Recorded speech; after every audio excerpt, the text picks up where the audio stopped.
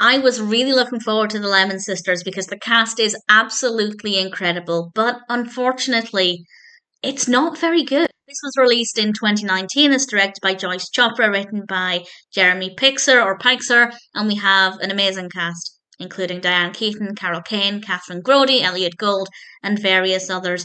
And this was actually on my list of Kane films that I still needed to watch. It's purely coincidental that I'm watching this 2 days after the passing of Diane Keaton. That obviously made it a little bit more emotional watching her in this, but at the same time, it was nice. It was nice to watch her, to enjoy her performance.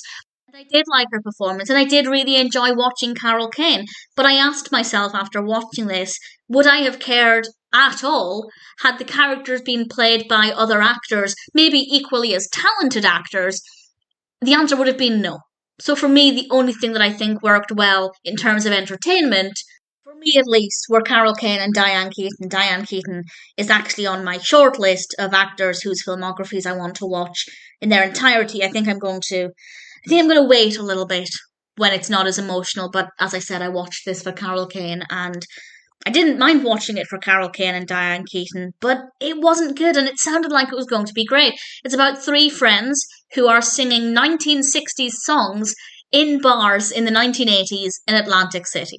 That sounded like it could have been really fun. It sounded like it was going to rely very heavily on the characters rather than specifics of the narrative. And that is certainly what was delivered. The narrative itself I found to be not that interesting. It didn't have a lot to offer. I didn't really have an emotional response to anything that was happening other than just the presence of Diane Keaton, of course. And I just found the story to be really lacking. And then the characters are not that interesting. They're not as interesting as I wanted them to be. And I actually thought I was going to be biased. I thought I would end up saying, well, I loved the characters because of the actors. And even with that in mind, I didn't really care for the characters. I wouldn't say they were badly written. And I think the dynamic between the characters was very believable. I believed their interactions. I thought that that worked really well, but it wasn't enough to save the film, and it is tremendously slow. The intro really established that this was going to be an incredibly slow film because it was an incredibly slow intro. They tried to be creative, and I just found it to be really boring. The costumes are great.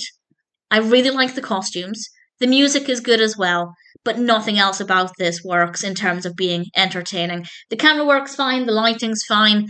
None of those are badly done, but as a story, it doesn't work very well. The concept is good, but it wasn't delivered in a way that I found to be satisfying.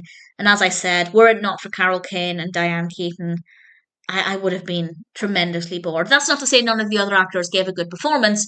They did with the material with which they had to work, but pull factors for me were obviously Kane and Diane Keaton.